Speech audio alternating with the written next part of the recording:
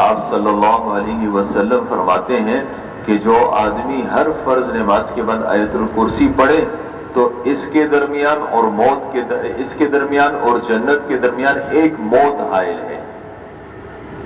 یہ آدمی مرتے ہی جنت میں جائے گا. سورۃ اخلاص کے اندر قل هو اللہ احد، اس کے اندر اللہ کی بڑائی ہے. تو آپ صلی اللہ علیہ وسلم کے ارشاد کا مفہوم ہے کہ بھئی یہ سورۃ اخلاص تہائی قرآن کے برابر ہے. احادیث میں جہاں آپ صلی اللہ علیہ وسلم جہاں کسی نے جو ہے وہ اللہ کی بڑائی بیان کی ہے، آپ صلی اللہ علیہ وسلم نے بڑے فضائل بیان کیے ہیں.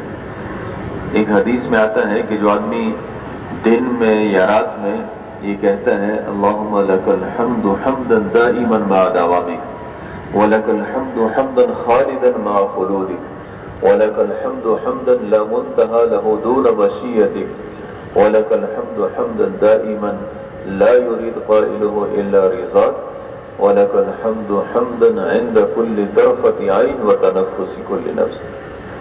اے اللہ تیری ہی تعریف ہے ہمیشگی کے ساتھ، تیری ہمیشگی کے ساتھ.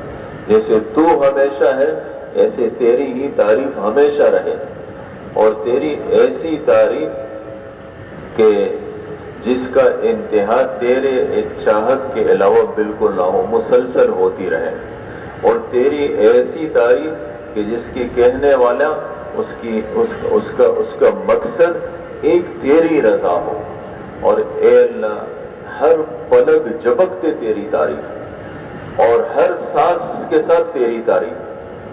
آپ صلی اللہ علیہ وسلم فرماتے ہیں کہ جو آدمی دن میں کہتا ہے تو یہ اس نے دن میں اللہ کی عبادت کا حق ادا کیا، اور اگر رات میں کہا تو رات میں اللہ کی عبادت کا حق ادا کیا. ایک آدمی تھا وہ اللہ کی تعریف بیان کر رہا تھا. یا من لا تراہ العیون ولا تخالطہ الظنون ولا یصفہ الواصفون. لمبی تعریف ہے. آپ صلی اللہ علیہ وسلم نے سنا تو بڑے خوش ہوئے. کچھ تھوڑا سا سونا تھا وہ اس کو دیا.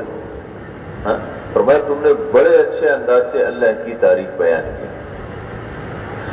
تو اللہ رب العزت کی تعریف، اللہ کی بڑائی، اس کو بیان کیا جائے. مجموع کے اندر بھی، انفرادی ہماری مجالس ہے اس کے اندر